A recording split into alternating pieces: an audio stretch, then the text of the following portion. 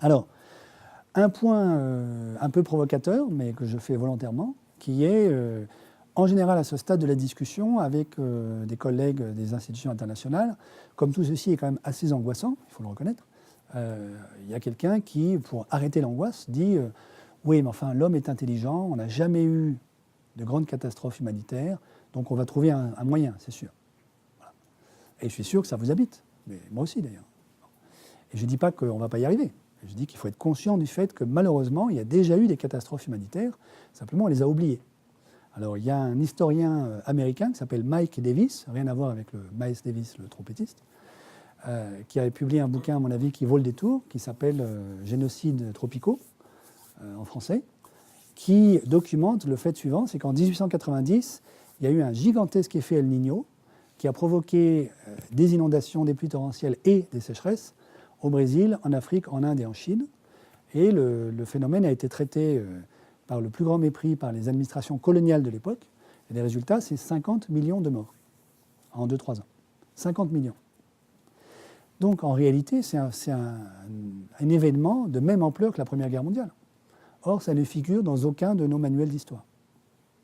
Donc ça veut dire que l'Occident est capable d'abord de ne rien faire devant 50 millions de morts en 2-3 ans, mais en plus d'effacer la mémoire de ça. Ce qui pose une vraie question, à mon avis, sur notre propre reconstruction historique de l'histoire de l'Occident. Bon. Et donc je signale ceci volontairement pour dire, notre sujet aujourd'hui, c'est pas... On sait bien que l'humanité est intelligente, donc on va éviter le pire, c'est comment faire en sorte que le pire ne se reproduise pas, puisqu'il a déjà eu lieu. Voilà, j'avance. Alors, un mot sur les questions de collapsologie, puisqu'on en parle beaucoup, en particulier en France, grâce au bouquin de Pablo Servigne et quelques autres. Alors, d'abord, ce n'est pas nouveau. En fait, depuis le bouquin de 2006 de Jared Diamond, qui a été un best-seller, un mois depuis maintenant plus de 10 ans, sans qu'il y ait les publications sur la question du collapse. Bon. À mon avis, les questions qu'il faut se poser, c'est de quel effondrement parle-t-on? D'abord, premièrement, des effondrements d'humains, il en existe déjà aujourd'hui. Confère ce qui se passe au Venezuela, dans toute la corne est de l'Afrique, au Yémen et maintenant en Amérique centrale. Donc vous avez vu les colonnes de dizaines de milliers de fuyards qui abandonnent le Guatemala et le Honduras pour essayer de trouver un refuge au Mexique, qui sont appelés très très charitablement des living deaths, donc des morts vivants, tellement ils sont dans un état épouvantable. Donc premièrement, ça existe déjà, donc c'est pas de la fiction, c'est-à-dire des effondrements, il y en a aujourd'hui. Voilà.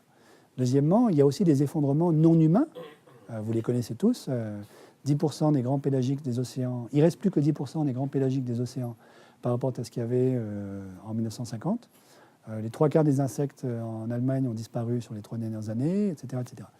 Donc, il faut faire attention dans l'imaginaire de l'effondrement, qu'on ne soit pas piégé dans une espèce d'imaginaire apocalyptique assez romantique, en fait, du type Blade Runner, pour ceux qui connaissent, en pensant que c'est pour demain, c'est pas pour maintenant, et on n'est pas vraiment responsable. En réalité, c'est déjà aujourd'hui, et les questions politiques et d'inégalité sociale qui sont derrière sont très prégnantes. Prenons l'exemple de l'Amérique centrale.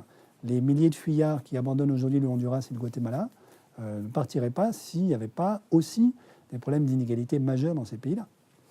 Le Venezuela, ce n'est pas juste un problème, d'ailleurs ce n'est pas majoritairement un problème climatique. La Syrie, alors c'est vrai que la guerre civile en Syrie en 2010 éclate en cause, entre autres, d'un problème de sécheresse majeur, mais si ça avait été géré par un autre régime que celui de Bachar el-Assad, les conséquences de la sécheresse auraient été différentes. Donc mon point, ça n'est pas de dire le climat n'y est pour rien, le climat joue bien un rôle, mais l'impact du climat dépend aussi de ce que nous faisons, nous, petits êtres humains, et donc des conditions sociales, politiques, économiques dans lesquelles nous absorbons ou non les chocs climatiques. Ça va ?